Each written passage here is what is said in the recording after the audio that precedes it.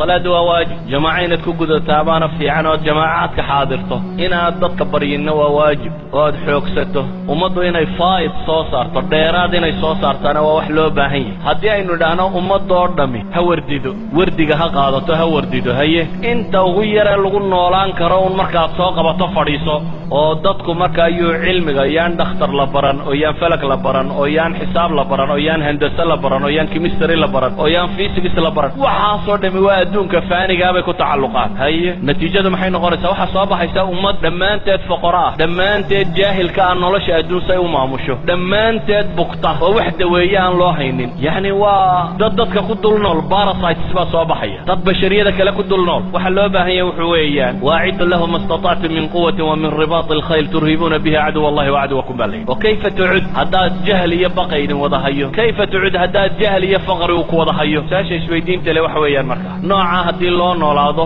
xanuunkaa faafayo cidda wayse loo heli maayo jahligaa faafayo cid nolosha horu maraysa la heli maayo noloshoo dhan baa aasmaysa muslimiintii hore waxay caanka ku ahaayeen ee dadkani sida qaldan u fahmay waa hal mas'ale bal mas'aladaa u dhegtaaga waxay ahaayeen wax soo saar dadka ugu badan waxay kaloo ahaayeen istihlaak dadka ugu yar labadaa mas'ale ma isla fahmi karaysa shaqo la qabto dad shaqeeyo aan aqoonin caajiska ee wax soo saara laakiin marka ay noqoto ku raaxaysigeeda waxay ahaayeen dadka ugu yar isagoo milyaneera ayuu hadduu hilib yaroo shiilan cunays odhan jiray armaakani kii aakhire ku weydaariya idan may ahayn wax la'aan ee waxay iyadoo gacantooda ku jirtaanay qiimo badan u samaynaynin innaga laba mishkila meesha taalla dad badh yidhi aakhiraan ku soconnaa adduunkaba uma baahnin dabeetana un gaal ku hoos noolaaday iyo in aakhiraba ilowday oo tidhi adduunyaan raadacaynaynaa dabeetana adduunkaanu iska bidhbidhsanaynaa meelaha duulduul oo kolba siyaaxad tag iyo daar yaroo cagaaran iyo intaa noloshaba intaa moodo aakhira ilowday laakiin labadaba cagsigooday ahaayeen saxaabadii nebigu calayhi salaatu wasalaam waxay ahaayeen wax soo saar marka la tago dadka ugu juhdiga badan lee muntajiin ah markay noqoto conceptionna waxay ahaayeen dadka ugu yar zuhdiga xaqiiqigiina waa kaa culamaa ilxadiid rag ka mid ah oo waaweyn oo salafkiyaba waxay odhan jireen nin ka midaba wuxuu yidhi ardadiisi isagoo la dardaarmaya waryaadheen anigu walaalahay baan ku kor noolo wax la cunaa buu yidhi idinka waxaan idinkula talinaya inay xoogsataan buu leeyay intaa yartiina xoola dhaqda waa nin muxadisiinta waaweyn ee la yaqaano ka mid ah muxadisiintu waxay caayi jireen ninka dawladda lacag ka qaata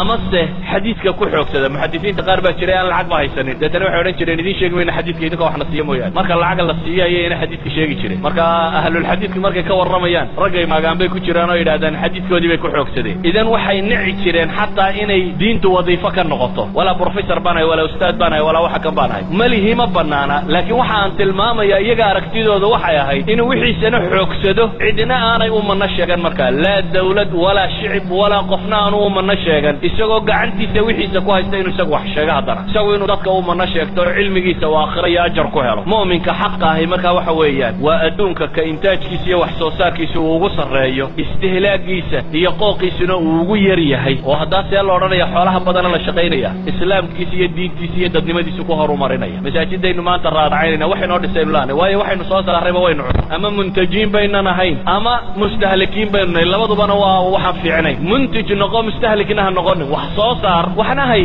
si aad nolosha u barbaariso u horumariso westerankaynu maanta joogna carruurteenna islamic school baynu u laanay maxaynu ugu weynay ama waxbayna soo saarin oo caydha aynugu fillaatay ama wixii aynu soo saarraynu liqnayo waa la boobna labada goorba waa khasaaraynu taaganima waxaynu u baahanay marka noloshu say u horumarto faa'idkan baa loo baahan yahay waxaan leenahay nebigu calayhi salaatu wasalaam markuu madiine yimi ee masaajidka dhisay saxaabadiisii wuxuu tusay inay suuqa galaan oo meelaha xoogsadaan suuqu nebigu u dirayay yaa lahaa yuhuud baa lahay yuhuuddaa la booba nolosha la xoogsada lalaha meeshuu lahaa cabdiraxmaan ibnu cawf dulluuna cala suuq waa suuq lyahuud suuqi banu qaynuqaac baa la geeyey meel kale lama geynin waxaan rabaa marka dariska macnihiisu wuxuu ku kooban yahay cinwaankii la ii dhiibay wuxuu ahaa calaaqati dunya bilaakhira adduunku aakhira xidhiidhku la leeyahy waa maxay xidhiidhku la leeyahy waxa weeyaan xiska qofka muslimka ee dhabta ah adduunku waa ariiqii aakhire loo marayey hadday cibaado tahay noloshoo dhan buu cibaado u arkaa xoogsiga xalaasha ahy cibaadadu ka mid yihi marka dambe ilaahay dartii loo bixiyana cibaadadu ka mid yihi kafaafka aad noloshaada adigu daberi kartaa cibaadaday ka mid tahay baryadoo aad iska dayso aan sooshiyaal wax weydiisanin cibaadaday ka mid tahay inaad isku fillataa cibaadaday ka mid tahay qofka muslimkii inuu noqdo moodhal lagu daydo cibaadaday ka mid tahay qudwa xasana inaad noqotaa cibaadaday ka mid tahay in marka tusaale lasoo qaadanayo aad adigu noqoto qofka moodhalka xumaha loo qaatee caydha ku nooli diinyariday ka mid tahay bal dadkii aan rabay inaynu moodhal u noqonno hadday iyagii adiga ku yasaan waa diinyari haddaynu inagu noqonno dadkaba dadka diinta ka hor taagan idan waxaan rabaa inaynu u fahmno waxa weeyaan adduunka ha jeclaanin gacantaada ha galo laakiin iyo qalbigaaga gali adduunkuna ha noqdo طريق aakhire lagu gaadho wallahu a'lamu billahi tawfiiq assalamu alaykum